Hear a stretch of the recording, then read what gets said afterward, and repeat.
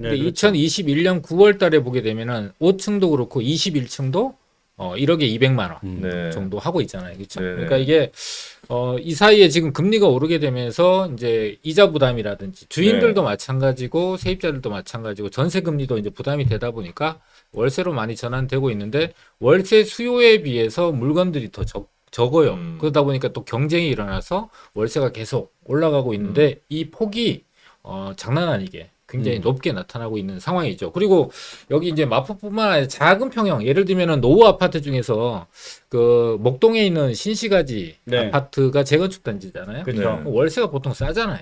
그럼요. 날 같으니까. 그렇죠. 그 날 주차도 정말 힘들어요. 뭐 힘들죠. 네. 이제 그런 아파트 한 그 50. 늦게 거기 계신 분들은 저녁에 술 잘 안 마신다. 왜요? 늦게 들어가면 차를 댈 데가 없어가지고 차 먼저 대놓고 나서. 빙빙 빙빙 이중 주차하고 네. 그러겠네요. 그래서 거기에 이제 14단지 같은 경우에 한 55 55제곱미터 정도가 월세가 한 60만 원 정도 했어요. 55 16평. 네, 17평? 60만 원 정도 했는데 그게 이제 100만 원 하고 있다. 아 100만 원. 네. 야 이거 2배 가까이. 그러니까 월세가 비싼 것들 강남이나 이런 데만 뛴 게 아니고 월세가 저렴한 것들도 굉장히 많이 뛰었네요. 그렇죠. 강남 같은 경우는 한 250, 280 하던 게 네. 500에서 600만 원 하니까요. 네네. 500에서 600만 원. 네네. 2배 정도 뛰었어요. 그렇죠. 그러니까 이게 강남 같은 경우는 작년에 전세가가 엄청나게 뛰었잖아요. 그렇죠. 그죠? 작년에 전세가가 뭐 한 20억 하던 전세가 뭐 30억, 35억으로 뛰었거든요. 네. 전세가. 근데 이제 그 전세가 뛰면서 그 당시에 월세도 같이 뛰었어요. 그렇죠. 500만 원 하던 월세가 1000만 원으로 뛰었는데 네. 오히려 이번에 금리 인상을 하면서 다른 데는 월세 다 뛰었잖아요. 네. 그럼 원래대로면 1000만 원이 1200으로 1300으로 뛰어야 되거든요. 네네. 근데 이 물량이 조금 전세 물량이나 이런 게 조금 풀리면서 1000만 원 하던 월세가 오히려 800으로 떨어졌어요. 많이요. 맞아요. 그 금리가 뛰는데 우리는 여기는 원래 오히려 떨어졌어. 그렇죠. 네, 이제 이런 현상도 그게 벌어졌죠. 전세 자금 대출 때문에 그런 거죠. 네.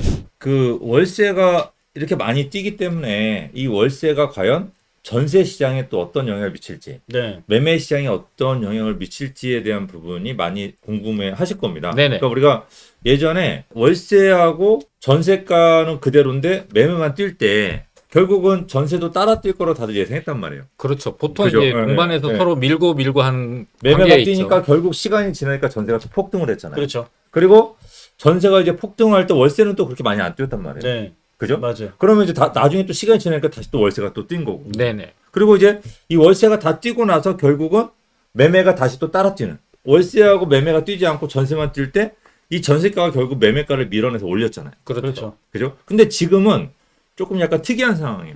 월세는 뛰는데 네. 매매가는 따라 떨어지는.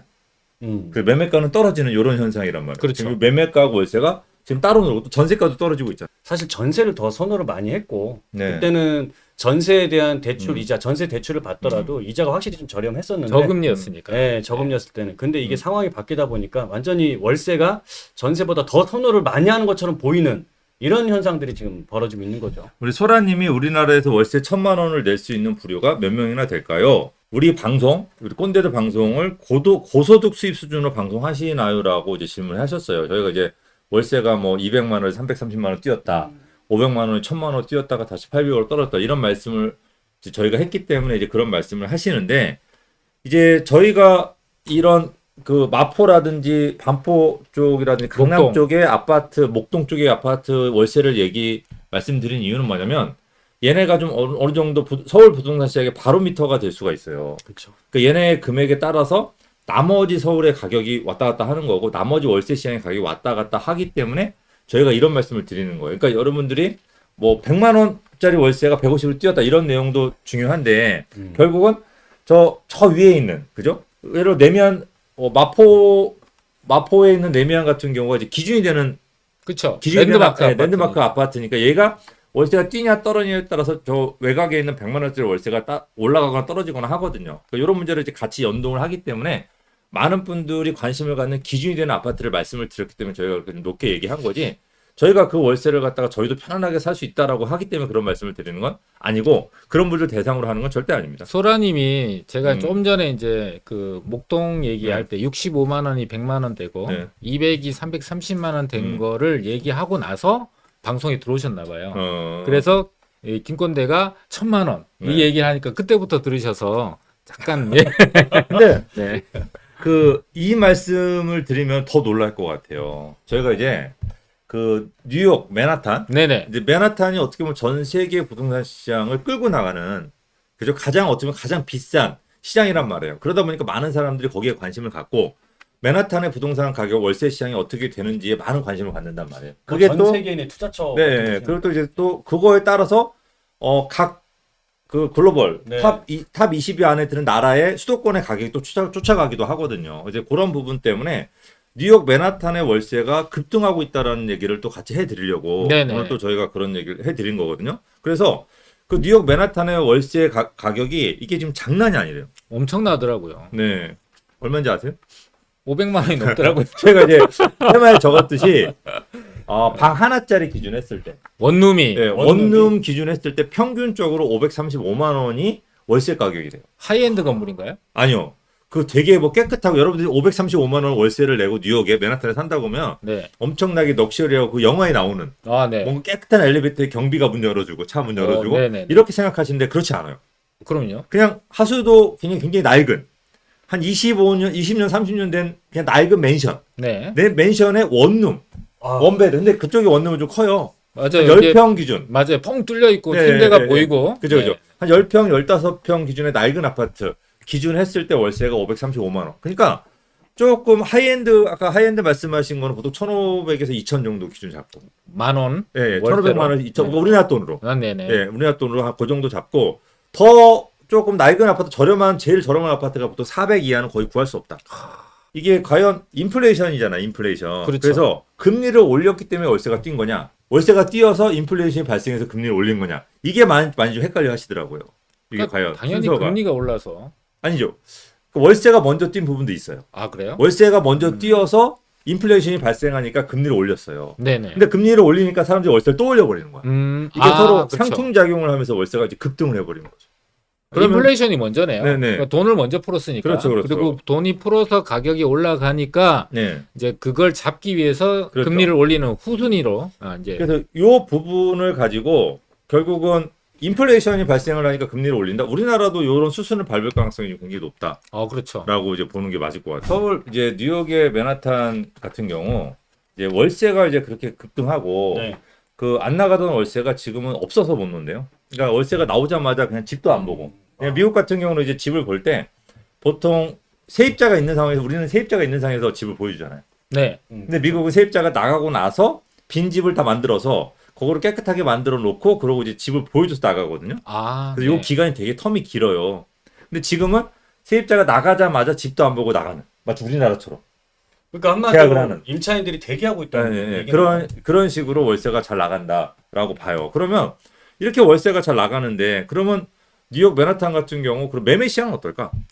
매매는 통 안 일어난답니다. 네, 매매는 그렇게 거래가 많이 이루어지죠. 네네. 왜냐하면 월세 잘 받고 있잖아요. 네. 월세 올라가고 있잖아요. 그러니까 이게 집주인들 입장에서는 월세가 계속 올라가고 있는데 매도가 안 이루어진다는 거예요. 매도를 그러니까 할 이유가 없다는 할 이유가 거죠. 없는 거죠. 예, 그러니까 그렇게 얘기해요. 그렇군요. 좀 당황을 하시는지. 그러니까 이게 오늘 약 좀 먹어야겠는데. 네, 오늘 좀 약간 말을 더듬으세요. 청심환 예. 좀 먹고 와야겠는데. 이게 네. 이제 월세가 많이 올라가고 금리가 올라가니까 이제 집을 팔아야겠다라는 우리 같은 경우는 집을 많이 빨리 매도를 해야겠다 많이들 생각을 하시잖아요. 네. 이제 금리 부담 때문에. 근데 이제 뉴욕 같은 경우는 이제 금리가 올라가서 월세가 올라가니까 사람들이 집을 팔 이유가 없는 거야. 또 팔 수도 없어. 왜냐면 이걸 팔아서 월세를 들어가려고 했더니 살 집이 없는 거죠. 그렇죠. 너무 비싸서 월세가. 그러니까 이거 멀쩡한 거 팔고 나서 본인이 집이 없으면 본인 월세 살아야 되잖아요. 그렇죠, 그렇죠. 그 월세는 또 잔뜩 올랐으니까. 너무 많이 올라와서 점점 구하기도 집도 없고. 그렇네요. 그러니까 이제 집을 팔 이유도 없고 결국 이제 가져가고. 근데 사는 사람도 역시 금리가 올라가니까 네. 워낙 이자가 비싸니까 또 잘 사지도 않아요. 그러니까 이제 거래가 안 이루어지면서 멈춘 상태인 거죠. 그러네요. 가격이 올라가지도 않고 하면서 그러니까 뉴욕 같은 경우 그러면서 이제 월세 물건만 없어지는 그런 현상이 지금 벌어지고 있는 거죠. 그러니까 우리나라도 최근에 그 큰 폭의 금리 상승을 뭐 4회 연속에 했잖아요. 미국은 제로 금리였잖아요. 네. 그랬다가 지금 4%대. 네. 네. 그러니까 이게 우리나라 상승률보다 월등히 빠른 기준금리가 올라가니까 네. 기준금리에 대한 이자 상승도 많고 네. 또 그만큼 월세도 가파르게 음. 올랐던 거니까 그 사람들이 적응하는 시간들을 1년 사이에 적응하기 되게 어렵거든요. 네. 그러니까 사실 굉장히 멘붕에 있는 상황인 거죠. 우리 소희님 같은 경우는 월세가 안 나가서 반값에 내놨대요. 가격 월세를. 그러니까 예. 이제 뉴욕 같은 경우도 맨하탄 시내 같은 경우는 이렇게 월세가 없어서 그렇죠. 보자마자 나가는데 조금 지하철을 타고 좀 나가서 조금만 외곽을 나가도 월세가 절반 이하로 떨어져요. 또 집들도 생각보다 많고. 그러니까 네. 이게 빈익빈 부익부가 거기서 이제 벌어지고 있는 거죠. 그러니까 우리나라도 이제 이런 현상으로 이제 양극화. 네. 그러니까 우리가 쉽게 이 양극화라고 그러잖아요. 이 양극화 현상이 굉장히 벌어질 수가 있는 거죠. 월세는 오히려 그런 양극화가 저는 더 심할 수도 있다라고 생각을 해요. 저도 이제 과거에는 중개업을 하고 했잖아요. 네. 그때 제가 보면 적어도 전세 사시는 분들보다 월세로 이게 들어가려고 하는 뭐 그 당시에도 200만 원, 250만 원짜리 월세 들어가시는 네. 분들 보면 일단은 소득 수준이나 이런 부분이 상당히 높더라고요. 그러다 보니까 내가 비싸게 어차피 월세를 줄 거면 그 집안의 컨디션도 굉장히 괜찮은 곳들, 그다음 지역 입지적으로도 좋은 곳을 찾아서 그리고 큰 월세 살 사람들은 글로 다 집중되는 것 같더라고요. 그러니까 이제 우리가 이제 그 전세 제도를 가지고 이제 혹자는 네. 이게 이제 갭 투자를 했고 집값을 상승한 원흉이라고 얘기를 하시는 분도 많아요. 원인은 하나. 근데 네. 전세 입장에서 보면 되게 억울한 거라. 왜냐면 우리가 만약에 전세가 없이 월세만 있었다면 네. 금리가 올라가면 월세가 지금보다 더 많이 뛰었을 거라는 거예요. 그렇죠. 근데 우리는 탈출구가 있어. 네. 그렇지. 뭐죠? 전세가 전세. 있잖아요. 지금 전세가 떨어지잖아요. 네네. 그러니까 떨어지는 전세가 있기 때문에 우리가 탈출구가 있는 거죠. 그렇기 때문에 월세가 싼 거예요. 그러니까 여러분들 잘 아셔야 돼요. 만약에 우리나라가 이 전세 제도가 없었으면 월세가 지금보다 얼마나 더 비쌀까? 그러니까 이거는 뭐 연구 자료도 있었거든요. 예전에. 네. 지금보다 월세가 최소 30-40% 더 비쌀 거다라는 그런 연구 자료도 있었기 때문에 이 전세 제도 자체가 월세를 좀 끌어내리는 역할을 좀 하고 있다라고 생각하시면 돼요. 자, 어쨌든 요 지금 뉴욕처럼 여러분들 이 뉴욕 같은 경우 집 매매 자체 그 가격 자체가 떨어지지 않는 이유가 월세가 안 떨어지고 좀 올라가고 있기 때문에 좀 받쳐주고 있다라고 생각을 하시면 될 것 같고, 그럼 우리나라 같은 경우는 어떻게 될까는 여러분들이 좀 판단해 보시면 될 것 같아요. 저희가 이제 거기에 대해서 지금 떨어지고 있는 좀 가격이 조정되고 있는 시기잖아요. 네네. 요 시기에 이 우리나라가 월세가 뛰고 있기 때문에 전세가 이렇게 되고 매매가 이렇게 됩니다라고 말씀을 드리면 또 반감이 생길 수도 있거든요. 그래서 그런 부분들은 저희가 이제 말씀드리는 내용을 가지고 그리고 월세가 네. 끝도 없이 오를까요? 금리가 올라가는 시점까지는 좀 오를 수도 있죠. 자, 그러면 금리가 끝도 없이 오를까요? 이제 금리는 한 내년 정도면은 내년 미국도 지금 내년 정도 내년 상반기까지만 보고 있잖아요. 그렇죠. 상승하는 걸. 그러니까 지금 뭐 연준에서 나오는 전망들도 언제까지 올리겠다라고 이제 엄포성으로 좀 강하게 시장에다 메시지를 던지고 있는데 네. 그걸 뭐 내년 내후년까지 올리겠다 얘기하는 사람은 거의 없고 네. 적어도 내년 상반기까지는 올려보겠다 네. 이런 이제 스탠스를 취하고 있잖아요. 네. 좀 그건 좀 강하게 메시지를 던지느라고 하지만 저는 저 이제 그 원래 연말 내년 한 1분기 정도 오면은 이런 어떤 방향 전환하는 기조가 나타날 거고 그럼 그때까지는 월세가 계속 올라갈 거 아니에요. 네. 그럼 그리고 월세가 올라가는 거에 따라서 이제 지금은 전세 이자가 높아서 월세로 가는데 전세는 계속 떨어지고 있잖아요. 네. 그럼 월세는 올라가고 그럼 이게 지금 현재 전세가 높고 월세가 이자가 낮기 때문에 이렇게 월세 쪽으로 옮겨가는데 월세가 자꾸 올라가서 전세를 넘어서는 시점이 올 거 아니에요. 그럼 그 사람들은 또 어디로 옮길까? 그럼 그 사람들은 다시 전세로 갈지 아니면은 전세로 가지 않고 이쯤에서는 내가 계속 임대차로 살다 보니까 계속 쫓겨다니고 너무 싫더라. 그럼 매매로 전환이 될지 두 분은 어떻게 생각하세요? 좀 어려워요. 어려워요? 네. 이게 이렇게 한 두 아니 번, 그러니까 월세 그러니까 사실 이거 같아. 한 두 번은 제가 이해를 하겠는데 한 네 번 정도 꺾어버리니까 아이 왜? 좀 어렵습니다. 근데 그러니까 저는 좀 쉽게 풀 수 있는 방법은 이 맨하탄 같은 경우가 네. 이 맨하탄이라고 하는 맨하탄은 섬이잖아요. 그렇죠. 일종의 그저 바다가 둘러싸고 있는 네. 이 섬에 둘러싸고 있어서 확장성이 굉장히 낮기 때문에 저는 그래서 맨하탄의 월세가 가파르게 올라갔다고 봐요. 맨하탄을 옆으로 얼마든지 확장할 수 있다고 한다면 안 올라가잖아요. 그렇죠. 일본의 도쿄가 그 부동산 재테크 자체가 망한 이유가 네. 확장을 너무 많이 했거든요. 그래서 주변에. 옆에 도시들과 붙어버려서 네, 너무 더 이상 많이- 확장할 그렇죠, 데가 그렇죠. 없는 네. 거죠. 근데 이제 그래서 우리나라의 맨하탄을 찾으면은 음. 그죠? 우리나라 맨하탄을 찾으면 그 지역의 월세도 음. 나중에 안정적으로 올라갈 거고. 그죠? 그죠. 그럼 이제 그거에 따라서 매매가도 따라 뛸 거고. 네, 그렇죠. 그죠? 나중에 다시 또 반등하는 시점이 또 제일 많이 뛸 거고. 네. 저는 그렇게 생각하거든요. 음, 자, 그래서 음. 한국의 맨하탄 한국에 여의도인가요? 어딘가요? 아까 여의도라고 하시더라고요. 우리 왜냐하면 섬이니까. 네, 네, 네. 근데 이제 규모가 워낙 차이가 나죠. 많이 네, 네. 나죠. 네. 그래서 그러면 우리나라의 맨하탄 그죠? 네. 확장성이 좀 덜한다든지 네. 뭐라 그럴까요? 약간 일단은 제가 볼 때는 좀 범위를 좀 크게 보면은 서울이 지금 이제 확장성이 없잖아요. 그렇죠. 그린벨트 다 네. 풀었죠. 그렇죠. 그다음에 이제 더 이상 확장할 수 이제 그린벨트를 더 이상 풀 수 없을 정도로 국립공원들이 둘러싸고 있다 보니까 더 이상 확장하는 게 어렵단 말이에요. 네. 그러니까 유유지가 없는 상황에서 서울 자체가 일단 확장성이 없어요. 근데 일자리는 가장 대한민국 전체에서 많잖아요.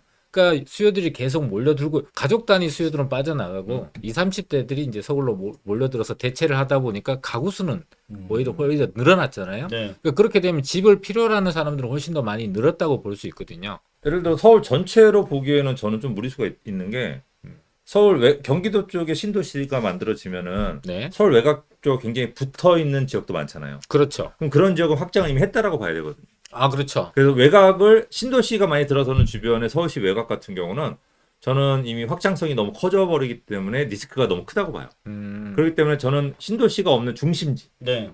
그죠? 저희가 여러분들 뭐 제가 아까 말씀드린 월세가 굉장히 비싼 뭐 강남이라든지 아니면 용산이라든지 또 여의도라든지 이렇게 이제 또 아니면 한강변 같은 경우 서울에서 서울 전체 면적 중에서 한강에 붙은 면적은 몇 프로 안 되잖아요. 성수동이 1,000만 원 넘는 데가 많대요. 네. 아니 몇 프로 안 되잖아요. 그렇죠. 그렇죠. 몇 프로 안 되죠. 그러니까 서울이 100이라고 하면 그 중에서 예를 들어서 한강에 붙은 길이로 따지면은 뭐 50m, 네. 50m만 따진다고 한다면 서울에 한 2% 될까? 1%? 2%? 그죠? 그거밖에 안 되잖아. 그렇죠. 이렇게. 그럼 이제 그런 또 이미 개발이 된 지역은 빼고 그렇죠. 개발될 지역만 따진다면 또 얼마 안 되잖아요.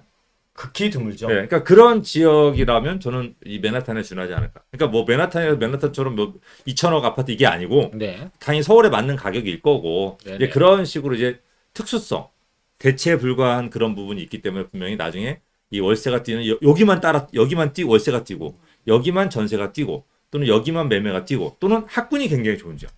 대치동이라든지 뭐 반포 같은 경우는 학군 같은 경우는 대체 불가하잖아요. 그렇죠. 이제 그런 이제 학군이 둘러싼 지역은 거기도 섬이 되는 거죠 하나의. 그렇죠. 새롭게 떠오르는 지역은 이제 마포 공동역 그렇죠. 주변 지역에 네. 학원가가 한 120개 네. 정도 새로 생기고 있는 지역들. 그건 섬이 이제 되는 신흥 교육 지역이 되겠죠. 네, 그렇게 이제 되지 않을까 싶어요. 우리 이제 대치동, 도곡동 같은 경우도 굉장히 낙후된 지역이었어요. 강남에서도. 네, 맞아요. 근데 이제 도곡 넥슬이나 그 도곡 센트러빌 같은 센트러빌. 이제 좀 새 아파트가 들어서면서 그죠? 네. 이제 타워 팰리스나 이런 것들 들어서면서 거기가 인기가 있었던 거고 사람들이 도곡동을 좋아할 때 반포는 굉장히 무시했어요. 맞아요. 반포는 보지도 않고. 근데 반포에 새 아파트가 들어서면서 대치동 도곡동을 넘어섰잖아요. 그렇죠.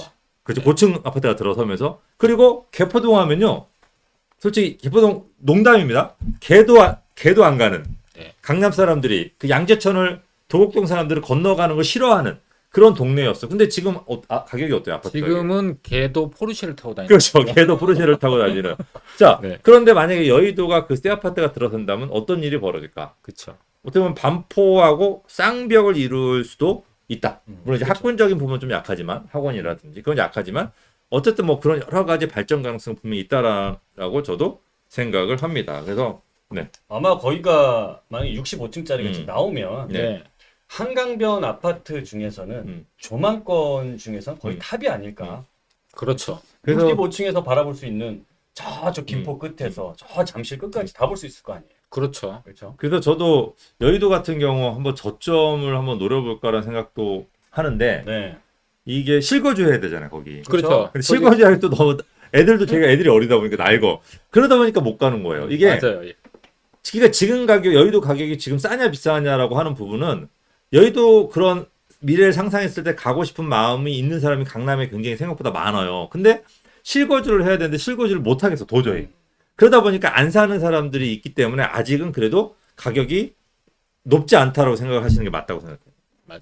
그러니까 무슨 소리냐 이거 금리 인상 시기에 저런 걸 누가 사라고 생각할 수 있는데 아니 금리를 그렇게 신경 안 쓰고 살려고 하시는 분들은 더 충분히 볼 수 있어요. 어차피 15억 이상은 대출이 나오질 않아서 네, 그쵸. 대출을 받고 싶어도 뭐 받을 수가 없는 분들이잖아요. 네, 그러니까 그분들은 지금 아주 소수의 거래가 이루어지고 있지만 그분들이 대출받고 사는 게 아니기 때문에 지금 이제 우리 일반인들이 생각하시는 정도의 작은 규모 이상의 예. 좀 상상 이상의 금액들을 갖고 계신 분들이다 보니까 또 이제 그런 걸 사놓게 되면은 이분들이 생각하시는 거는 1년, 2년 뒤에 여의도가 어떻게 변할까를 상상하지 않아요. 적어도 10년 뒤에 여의도가 65층짜리가 됐을 때 그 가치가 얼마냐? 그러니까 10년 뒤에 가격을 생각하면 지금은 어떻게든 높다고 생각하든 낮다고 생각하든 10년 전 가격이라고 볼 수 있잖아요. 그렇죠? 그렇게 접근하시는 분들이 많다고 볼 수 있습니다. 자, 그리고 용산은 어떨까? 용산. 용산 드래곤 마운틴. 드래곤 마운틴. 네. 드래곤 마운틴에서 일단 용산은 국제 업무 지구라는 굉장히 강력한 한방이 있는 지역이고 거기에 이제 용산 공원이 있잖아요. 그러다 보니까 지금 강남에서 갖지 못한, 그러니까 뭐 여의도에서 갖지 못한 그런 좀 센트럴 파크가 용산 안에 들어간다라는 것은 거기에 일단은 뭐 맨하탄 같은 진짜 뭐 뉴욕에 보면 맨하탄 같은 그런 강력한 특징 두 가지를 다 갖추는 곳이 아닐까. 저는 뭐 그렇게 생각합니다. 일단은 뉴욕 입장에서 봤을 때는 네, 뉴욕에서 제일 비싼 집값을 유지하는 데가 센트럴파크잖아요. 그렇죠. 센트럴파크가 공원 우리 용산에 있다라는 거. 네, 그 다음에 또 허드슨 야드가 미국에 떠오르는 별이잖아요. 그렇죠. 이 허드슨 야드 같은 국제 업무지구가 또 용산에 있단 말이에요. 그렇죠. 그리고 미국의 헐리우드, 네, 그죠? 헐리우드 같이 이제 고급 주택가가 한남동에 미국에 있단 말이에요. 또 남산까지. 비버리힐스. 그러니까 요게 일단 세 가지 요건을 다 갖췄어. 근데 용산 단점이 집들은 낡았어. 네. 그러니까 낡은 집만 없어져서 깨끗한 집만 들어선다고 한다면 용산은 진짜 드래곤 마운틴이 될 수 있는 거예요. 네. 드래곤볼 찾으러 가요. 드래곤볼. 7개가 어디 있을까? 자, 어쨌든 이 월세가 뛰면서 이게 양극화가 미국도 심하구나. 이런 시기에도 집값이 떨어지지 않는 지역이 있구나. 오르는 지역이 있구나라는 걸 보고서 우리나라의 한국의 맨하탄을 여러분들이 찾는다고 한다면 또 그런 지역의 물건을 갖고 계신 분들이라고 한다면 크게 걱정 안 하셔도 될 것 같다. 뭐 세계적인 분위기를 봐서라도 걱정 안 하셔도 될 것 같다고 저는 생각이 들었습니다.